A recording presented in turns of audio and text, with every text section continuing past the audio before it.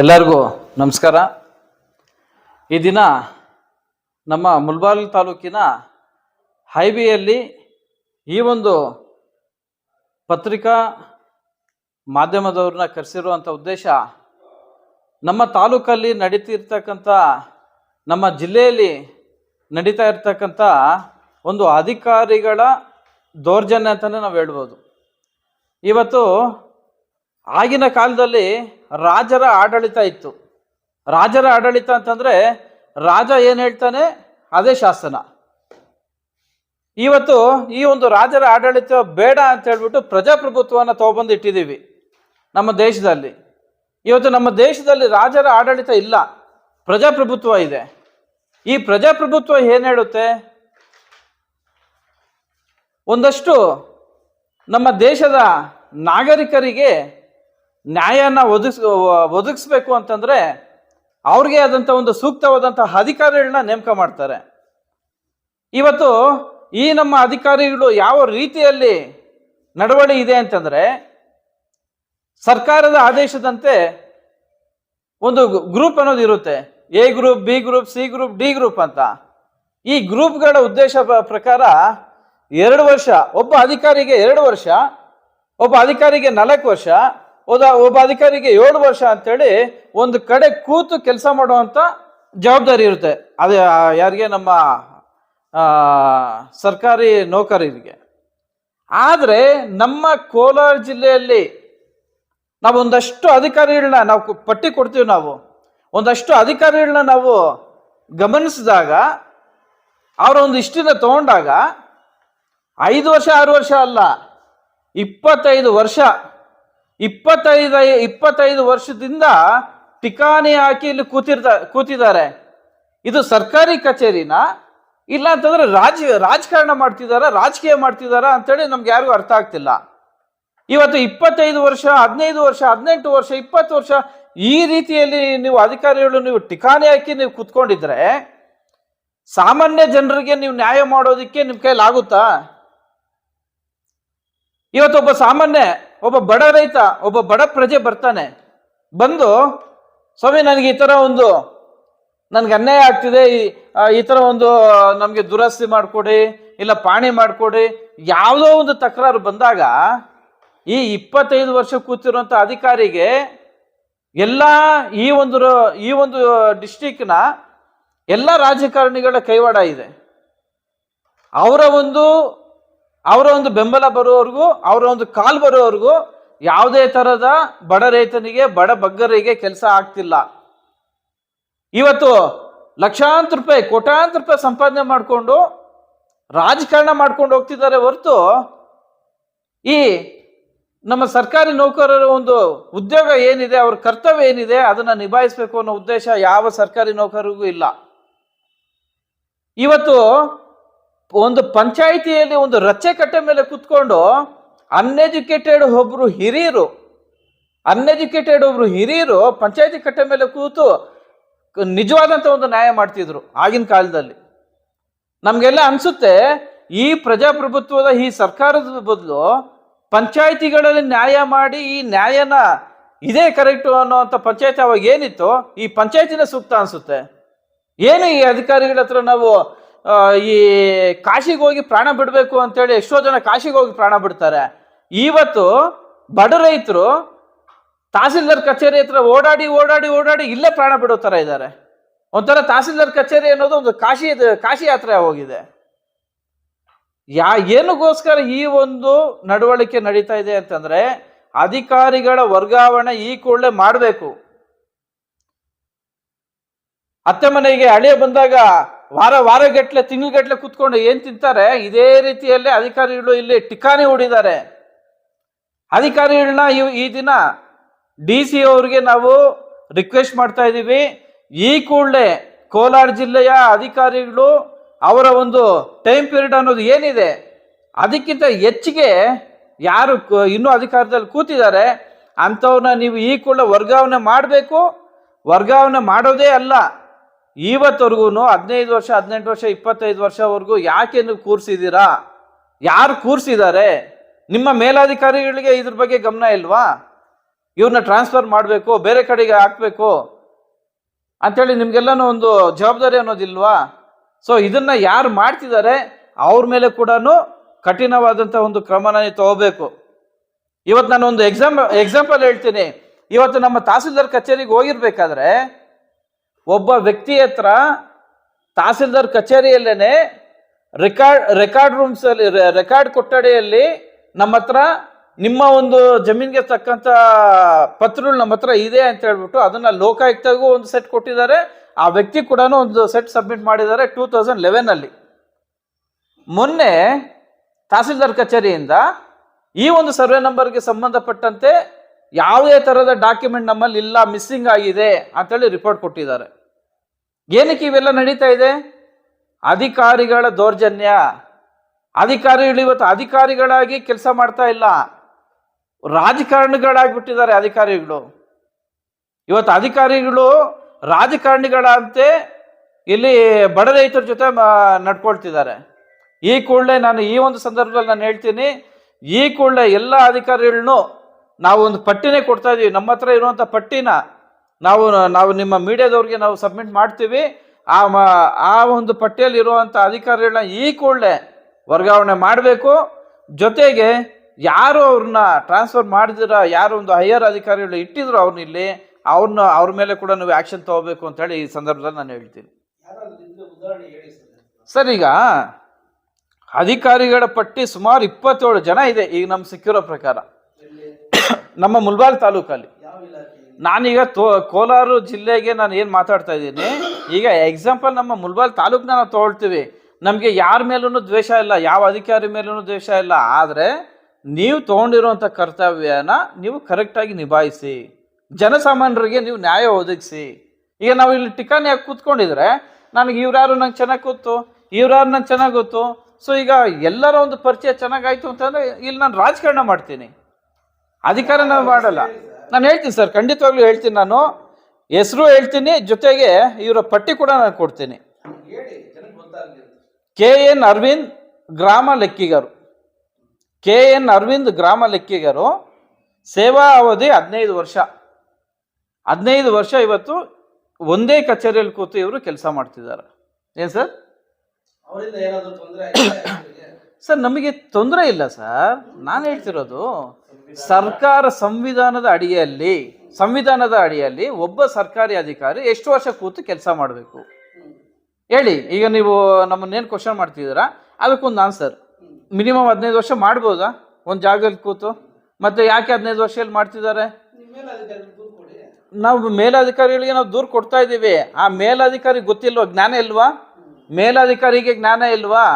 ನನ್ನ ಕೆಳಗಿರುವಂಥ ಅಧಿಕಾರಿಗಳನ್ನ ನಾನು ವರ್ಗಾವಣೆ ಮಾಡಬೇಕು ಅನ್ನೋ ಪರಿಜ್ಞಾನ ಇಲ್ಲ ಅಂತಂದ್ರೆ ನಾವು ಇನ್ನು ಯಾವ ಮಟ್ಟದಲ್ಲಿ ನಾವು ಇದ್ದೀವಿ? ಇದನ್ನ ಯಾರು ಕೇಳೋರಿಲ್ವಾ, ಮಾಡೋರಿಲ್ವಾ? ಅಖಿಲೇಶ್ SP ಗ್ರಾಮ ಲೆಕ್ಕಿಗರು 8 ವರ್ಷ ಮಾಡ್ತಿದ್ದಾರೆ. ಸುಪ್ರಿಯಾ S ಗ್ರಾಮ ಲೆಕ್ಕಿಗರು 8 ವರ್ಷ. ಮುತ್ತಪ್ಪ NS ಗ್ರಾಮ ಲೆಕ್ಕಿಗರು 7 ವರ್ಷ. ರವೀಂದ್ರ KV ಗ್ರಾಮ ಲೆಕ್ಕಿಗರು 14 ವರ್ಷ. ಕಾವ್ಯ N ಗ್ರಾಮ ಲೆಕ್ಕಿಗರು 7 ವರ್ಷ. ವಿಜಯಲಕ್ಷ್ಮಿ PR ಗ್ರಾಮ ಲೆಕ್ಕಿಗರು 15 ವರ್ಷ. M ಅಶ್ವತ್ಥಪ್ಪ ಗ್ರಾಮ ಲೆಕ್ಕಿಗರು 8 ವರ್ಷ. T ಭಾಸ್ಕರ್ ಗ್ರಾಮ ಲೆಕ್ಕಿಗರು 8 ವರ್ಷ. ಸಂತೋಷ ತಿಪ್ಪಿ ಗ್ರಾಮ ಲೆಕ್ಕಿಗರು 7 ವರ್ಷ. ದೇವರಾಜ B ಗ್ರಾಮ ಲೆಕ್ಕಿಗರು 7 ವರ್ಷ. ಜಯಂತಿ ಗ್ರಾಮ ಲೆಕ್ಕಿಗರು ಎಷ್ಟು ವರ್ಷ? 15 ವರ್ಷ. ಗಿರೀಶ್ RS 8 ವರ್ಷ. ವಿಜಯ್ ಕುಮಾರ್ 6 ವರ್ಷ. ಇವರೆಲ್ಲ ಗ್ರಾಮ ಲೆಕ್ಕಿಗರೇ ಹೇಳ್ತಿರೋದು. ಲಕ್ಷ್ಮಿ 5 ವರ್ಷ. ಗೋವಿಂದರಾಜ್ PR 5 ವರ್ಷ. ಅನುಷಾ KE 7 ವರ್ಷ. R ಕೋದಂಡಪ್ಪ, ಗೊತ್ತಾ ಯಾರಾದ್ರೂ ಕೋದಂಡಪ್ಪ ನಿಮಗೆ? ಶಿರಸ್ತೆದಾರರು ಇವರು, 16 ವರ್ಷ. C ಸುಬ್ರಹ್ಮಣ್ಯಂ ಗ್ರಾಮ ಲೆಕ್ಕಿಗರು ಎಷ್ಟು ವರ್ಷ? 23 ವರ್ಷ. ರಜನಿ 16 ವರ್ಷ. ಸಾದತುಲ್ಲಾ 12 ವರ್ಷ. ಮಮತಾ 7 ವರ್ಷ. ಅಶ್ವಥ್ ಸರ್ಕಾರಿ ಭೂಮಾಪಕರು ಎಷ್ಟು ವರ್ಷ? 20 ವರ್ಷ. ಶಿವಕುಮಾರ್ 20 ವರ್ಷ. ಮಂಜುನಾಥ್ 15 ವರ್ಷ. ನೋಡಿ ಸರ್, ಇವರ ಒಂದು ಹೆಸರನ್ನ ನಾವು ಪ್ರಸ್ತಾಪನೆ ಮಾಡ್ತಿರೋದು, ಇವ್ರಿಗೂ ನಮಗೂ ಎಲ್ಲೂ ಕಾಂಟ್ಯಾಕ್ಟ್ ಇಲ್ಲ, ಎಲ್ಲೂ ನಮ್ಗೆ ವ್ಯವಹಾರ ಇಲ್ಲ. ಇವ್ರ ಮೇಲೆ ಯಾವುದೇ ತರಹ ನಮಗೆ ಕೋಪನೂ ಇಲ್ಲ, ದ್ವೇಷನೂ ಇಲ್ಲ. ನಾವು ಒಬ್ಬ ಜನಪ್ರತಿನಿಧಿಗಳಾಗಿ ನಾವು ಇವತ್ತೇನು ಸಮಾಜ ಸೇವೆ ಮಾಡಬೇಕು ಅಂತ ನಾವು ತಾಲೂಕು ಡಿಸ್ಟಿಕಲ್ಲಿ ನಾವು ಓಡಾಡ್ತಾ ಇದ್ದೀವಿ. ನಾನೊಬ್ಬ ಕೋಲಾರ ಜಿಲ್ಲೆಯ BJP ಯುವ ಮೋರ್ಚಾ ಉಪಾಧ್ಯಕ್ಷ. ನನಗೆ ಜವಾಬ್ದಾರಿ ಇದೆ. ಇಡೀ ತಾಲೂಕು, ಬರೀ ಮುಲ್ಬಾಲ್ ತಾಲೂಕಲ್ಲ, ಎಂಟರ್ ಕೋಲಾರ ಜಿಲ್ಲೆ ಎಲ್ಲ ತಾಲೂಕು ನಾನು ಧ್ವನಿ ಎತ್ತುವಂಥ ರೈಟ್ಸ್ ನನಗೆ ನ್ಯಾಷನಲೈಸ್ ಪಾರ್ಟಿ ನನಗೆ ಕೊಟ್ಟಿದೆ, ಅವಕಾಶ ನನಗೆ ಕೊಟ್ಟಿದೆ. ಇವತ್ತು ನಾನು ಧ್ವನಿ ಎತ್ತಾ ಇರೋದು ಯಾರ ಮೇಲೂ ನನಗೆ ದ್ವೇಷನೂ ಇಲ್ಲ, ಏನು ವ್ಯವಹಾರನೂ ಇಲ್ಲ. ನಾನಂತಿರೋದು ಸಂವಿಧಾನದ ಪ್ರಕಾರ ನಿಮ್ಮ ಹುದ್ದೆಗಳಿಗೆ ಎಷ್ಟು ವರ್ಷ ಇದೆಯೋ ಅಷ್ಟು ವರ್ಷ ನೀವು ಇಲ್ಲಿ ಕೆಲಸ ಮಾಡಿ, ಇನ್ನೊಂದು ಕಡೆ ಹೋಗಿ ಅಲ್ಲೂ ನೀವು ಜನರ ಸೇವೆ ಮಾಡಿ. ನಾವು ಬೇಡ ಅಂತಿಲ್ಲ. ಇವತ್ತು 20 ವರ್ಷ, 25 ವರ್ಷ, 18 ವರ್ಷ ನೀವು ಇಲ್ಲಿ ಟಿಕಾಣಿ ಹಾಕಿ ನೀವು ಇಲ್ಲಿ ಕುತ್ಕೊಂಡಿದ್ರೆ ಜನಸಾಮಾನ್ಯರಿಗೆ ನೀವು ನ್ಯಾಯ ಕೊಡ್ತಾ ಇದ್ದೀರಾ? ಇದ್ರ ಬಗ್ಗೆ ನಾವು ಧ್ವನಿ ಎತ್ತಿರೋದು.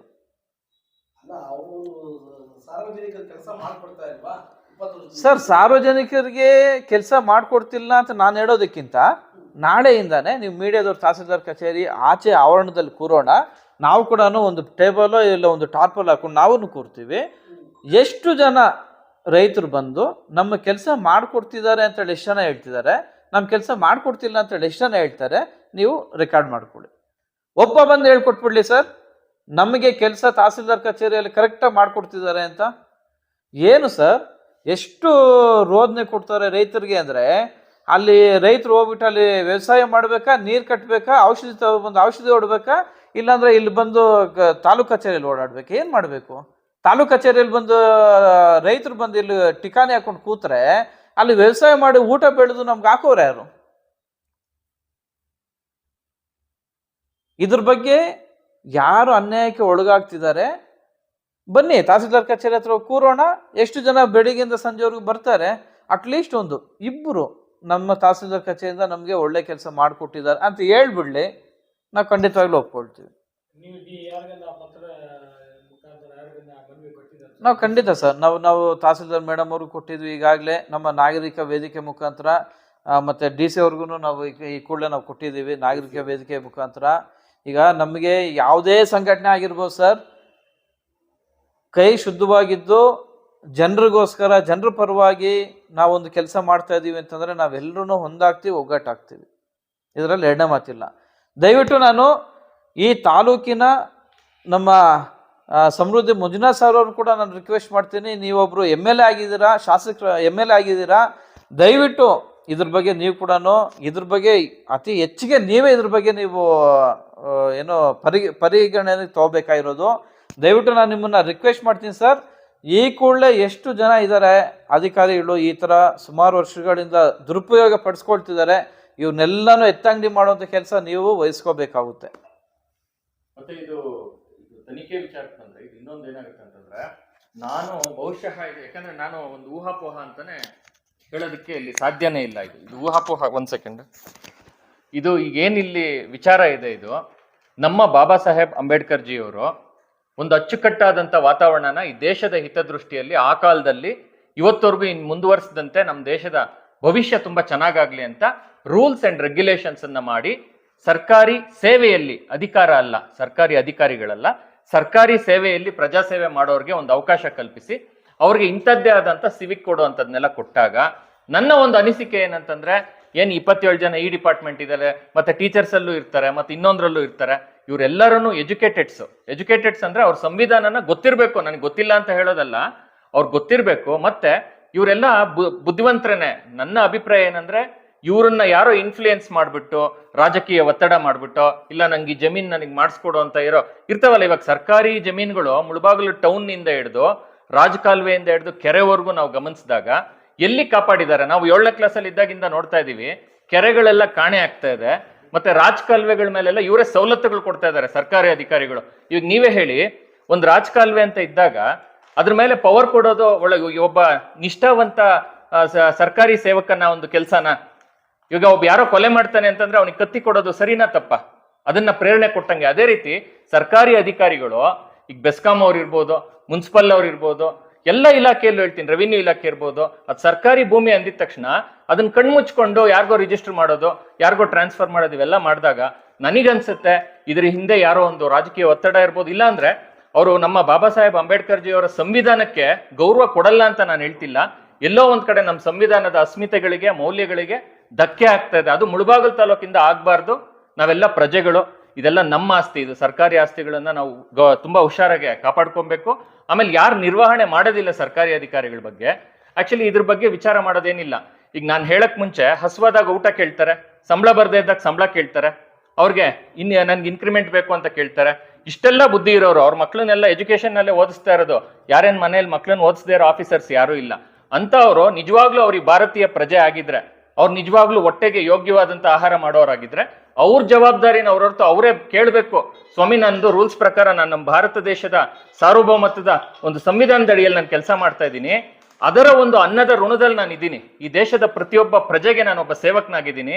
ನಾನು ಜಾತ್ಯತೀತವಾಗಿ ಮತ್ತೆ ರೀಜನಲ್ ಡಿಸ್ಕ್ರಿಮಿನೇಷನ್ ಇಲ್ಲದೆ ಈ ದೇಶದ ಎಲ್ಲ ಮೂಲೆಯಲ್ಲೂ ಸೇವೆ ಮಾಡಕ್ ನಾನು ಸಿದ್ಧ ಅಂತ ಅವನು ತನ್ನ ಸೇವೆಯನ್ನ ಸಲ್ಲಿಸೋ ಅಂತ ನೈತಿಕತೆ ಇರಬೇಕು. ಸೊ ಇದನ್ನ ಯಾರ್ಯಾರ ಅಧಿಕಾರಿಗಳು ಇಡೀ ನಮ್ಮ ಜಿಲ್ಲೆಯಲ್ಲೇ ಅಲ್ಲ ಎಲ್ರಿಗೂ ನಾನು ಹೇಳ್ತೀನಿ, ನಿಮಗೆ ನೈತಿಕತೆ ಇದ್ರೆ ನಾಳೆ ನಿಮ್ಮ ಮಕ್ಕಳು ಸೊಸೈಟಿಯಲ್ಲಿ ಒಬ್ಬ ಭಾರತೀಯ ಸತ್ಪ್ರಜೆಯ ಮಗ ಅಂತ ಹೇಳ್ಕೊಳಕ್ಕೆ ನೀವು ಅರ್ಹರ, ಅಥವಾ ನಮ್ಮಪ್ಪ ದೊಡ್ಡ ಕಳ್ಳ, ಸಿವಿಕ್ ಕಂಡಕ್ಟ್ ನ ಫಾಲೋ ಮಾಡಿಲ್ಲ, ನಮ್ಮಪ್ಪ ಅಯೋಗ್ಯ, ಅಥವಾ ನಮ್ಮಮ್ಮ ನಾಲೆಡ್ಜ್ ಇಲ್ಲ, ಎಜುಕೇಶನ್ ಮಾಡಿದ್ರು, ಗೌರ್ಮೆಂಟ್ ಸೇವೆಯಲ್ಲಿ ಇದ್ರು ಕೂಡ ಈ ಬೇಸಿಕ್ ಕಾಮನ್ ಸೆನ್ಸ್ ಅವ್ರಿಗಿಲ್ಲ ಸಂವಿಧಾನ ಫಾಲೋ ಮಾಡೋದು ಅಂತವ್ರ ಮಕ್ಕಳು ನಾವು ಹೇಳ್ಕೊಳಕ್ಕೆ ಫ್ಯೂಚರ್ ಅಲ್ಲಿ ಅವ್ರ ಮಕ್ಳಿಗೆ ನಾಚಿಕೆ ಆಗುತ್ತೆ. ನಾಳೆ ದಿನ ಫ್ಯೂಚರ್ ಅಲ್ಲಿ ಅವ್ರ ಮಕ್ಳು ಮರ್ಯಾದೆ ಕೂಡ ಇದ್ರಲ್ಲಿ ಅಡಗಿದೆ ಅನ್ನೋದನ್ನ ಅವ್ರು ಮರಿಬಾರ್ದು. ಯಾಕಂದ್ರೆ ಈ ದೇಶ ಇಲ್ಲದೆ ಇದ್ರೆ ಏನೂ ಇಲ್ಲ. ಈ ದೇಶನ ನಿರ್ವಹಣೆ ಮಾಡ್ತಕ್ಕಂಥದ್ದು ಸಂವಿಧಾನ, ಅದ್ರ ಮೌಲ್ಯಗಳು, ಅದನ್ನ ಕಾಪಾಡ್ಬೇಕಾಗಿರೋ ಹೊಣೆ ಆಡಳಿತಕ್ಕಿರ್ಬೇಕು. ಆಮೇಲೆ ಅದೇ ರೀತಿ ಈ ಆಡಳಿತ ಜವಾಬ್ದಾರಿ ಯಾರ್ದು ಇವತ್ತು ನಮ್ದಾ? ನಾನು ಸ್ಯಾಲ್ರಿ ತಗೊಂತಾ ಇದೀನಾ? ಇಲ್ಲ, ನಾವು ಟ್ಯಾಕ್ಸ್ ಕಟ್ತಾ ಇದೀವಿ. ಇದರ ಒಂದು ಜವಾಬ್ದಾರಿ ಈ ನಮ್ಮ ಇದು ಯಾವುದು ಲೆಜಿಸ್ಲೇಷನ್ದು, ಶಾಸಕಾಂಗದ್ದು. ನಮ್ಮ ಶಾಸಕರು 100% ನನಗೆ ನಂಬಿಕೆ ಇದೆ, ವರ್ಷದಲ್ಲಿ 365 ದಿನದಲ್ಲಿ ಸದಾಕಾಲ ಅವ್ರು ನಮ್ಮ ತಾಲೂಕಲ್ಲಿ ಕಾಣಿಸ್ಕೊಳ್ತಾ ಇರ್ತಾರೆ. ಅವ್ರಿಗೆ ನಾನು ಒಂದು ರಿಕ್ವೆಸ್ಟ್ ಮಾಡ್ತಾ ಇರ್ತೀನಿ, ದಯವಿಟ್ಟು ಸರ್ ನೀವು ಈ ಆಡಳಿತದ ಬಗ್ಗೆ ಕಂಪ್ಲೇಂಟ್ ಹಾಕಿ. ಉದಾಹರಣೆಗೆ ನಿಮ್ಮ ಹತ್ರ ಸಾಕಷ್ಟು ಜನ ಅಹವಾಲ್ ಬರುತ್ತೆ, ನೀವು ಅದನ್ನ ಹೇಳ್ತೀರಾ. ನೀವು ರಾಜಕಾಲುವೆ ಬಗ್ಗೆ ಕೂಡ ಲಾಸ್ಟ್ ಟೈಮ್ ಹೇಳಿದ್ರಿ, ಅದರ ಒಂದು ಔಟ್ಪುಟ್ಸ್ ಏನಿದೆ ಅಂತ ಸಾರ್ವಜನಿಕರಿಗೆ ಗೊತ್ತಾಗ್ಲಿ. ನಿಮ್ಮ ಒಂದು ಕೆಲಸದ ಒಂದು ಹಿರಿಮೆ ಎಲ್ರಿಗೂ ಗೊತ್ತಾಗ್ಬೇಕು. ಯಾಕಂದ್ರೆ ನೀವು ನಮ್ಮ ಮೊದಲ ಪ್ರಜೆ, ಈ ತಾಲೂಕಿಗೆ ನೀವು ನಮ್ಮ ನಾಯಕರು, ನಿಮ್ಮ ಜವಾಬ್ದಾರಿ ಇದೆ. ನೀವೇನೇನ್ ಹೇಳ್ತೀರಾ ಅದನ್ನ ನಮ್ಗೆಲ್ಲ ಗೊತ್ತಾಗ್ಬಿಟ್ರೆ ನಮಗ್ ಗೊತ್ತಾಗುತ್ತೆ ಇದ್ರಲ್ಲಿ ಇವರೆಲ್ಲ ಕಳ್ಳರು, ನೀವು ತುಂಬಾ ಒಳ್ಳೆಯವರು, ಇವ್ರನ್ನೆಲ್ಲ ನಿಭಾಯಿಸ್ತೀರಾ ಅನ್ನೋ ನಂಬಿಕೆ ನಮ್ಗೆ ಉಳಿಸೋಂತ ಜವಾಬ್ದಾರಿ ನಿಮ್ಗಿದೆ. ದಯವಿಟ್ಟು ಅದನ್ನ ನೀವು ವಹಿಸ್ಬೇಕು. ಆಮೇಲೆ ಜನರು ಅಷ್ಟೇ, ಇಂಥ ವಿಚಾರ ಆದಾಗ ನೀವು ಪ್ರಶ್ನೆ ಮಾಡಿ, ಇದು ನಿಮ್ದಿದು. ನಾಳೆ ನಿಮ್ಮ ಮಕ್ಕಳು, ಎಲ್ಲಾ ಮಕ್ಕಳು ಆಫೀಸರ್ಸ್ ಮಕ್ಕಳೆಲ್ಲ ಆಫೀಸರ್ಸ್ ಆಗೋದಿಲ್ಲ ಸರ್. ಸಾಕಷ್ಟು ಅನ್ಎಂಪ್ಲಾಯ್ಮೆಂಟ್ ಇದೆ, ಉದ್ಯೋಗಗಳು ಅಷ್ಟೊಂದು ಸೃಷ್ಟಿ ಆಗಿಲ್ಲ. ಸೊ ಇದ್ರ ಬಗ್ಗೆ ಚಿಂತನೆ ಮಾಡುವಂತ ಈ ಸಂದರ್ಭದಲ್ಲಿ ನೀವು ಸಂವಿಧಾನದ ಮೌಲ್ಯಗಳನ್ನೇ ನೀವು ಕಾಪಾಡಿಲ್ಲ ಅಂತಂದ್ರೆ ನಾಳೆ ನಿಮ್ಮ ಮಕ್ಕಳು ಎಲ್ಲಿ ಬದುಕ್ತಾರೆ? ಒಂದ್ಸತಿ ಯೋಚನೆ ಮಾಡಿ. ಕೆರೆ, ಕುಂಟೆ, ರಾಜಕಾಲುವೆ, ಗೋಮಾಳ, ಇವೆಲ್ಲ ನೀವು ನಿಮ್ಮ ಎದೆ ಮೇಲೆ ನೀವು ಪೂಜೆ ಮಾಡ್ತೀರಾ, ಇನ್ನೊಬ್ರು ಮಸೀದಿಗೆ ಹೋಗ್ತೀರಾ, ಇನ್ನೊಬ್ರು ಚರ್ಚ್ಗೆ ಹೋಗ್ತೀರಾ. ನೀವು ಪೂಜೆ ಮಾಡೋ ಧರ್ಮಗಳ ಮೇಲೆ ನೀವು ಪ್ರಮಾಣ ಮಾಡಿಸ್ಕೊಂಡು ಹೇಳಿ, ಈ ಭಾರತಾಂಬೆಗೆ ನಾನು ಕರೆಕ್ಟಾಗಿ ಹುಟ್ಟಿ ನ್ಯಾಯವಾಗಿದ್ದೀನಾ ಅಥವಾ ಇಲ್ಲ ಅಂತ. ನಾಳೆ ನಿಮ್ಮ ಮಕ್ಕಳು ಈ ಪ್ರಶ್ನೆ ಕೇಳಬಾರ್ದು. ದಯವಿಟ್ಟು ಎಚ್ಚೆತ್ಕೊಳ್ಳಿ. ನಂತರ ಇದೇ ರೀತಿಯಲ್ಲಿ ನಾವು ಜಿಲ್ಲಾಧಿಕಾರಿಗಳ ಗಮನಕ್ಕೆ ಈ ವಿಷಯ ತಂದಿದ್ದೀವಿ. ಈ ವಿಷಯನ ನಮ್ಮ ಭಾರತದ ಸಂವಿಧಾನದ ಬಗ್ಗೆ ಯಾವ ಅಧಿಕಾರಿನೇ ಇರ್ಬೋದು, ಯಾವ ಒಬ್ಬ ಶಾಸಕಾಂಗ ಇರ್ಬೋದು, ಏನೇ ಇರ್ಬೋದು, ಯಾರಾದ್ರೂ ಅದನ್ನ ಅವಹೇಳನಕಾರಿಯಾಗಿ ನಡವಳಿಕೆಯಲ್ಲಿ ನಡ್ಕೊಂಡ್ರೆ ಅವ್ರ ವಿರುದ್ಧ ನಾವು ನಮ್ಮ ಹಕ್ಕು ಸಂವಿಧಾನಿಕವಾದಂತ ಪ್ರತಿಭಟನೆ ಮಾಡ್ತೀವಿ.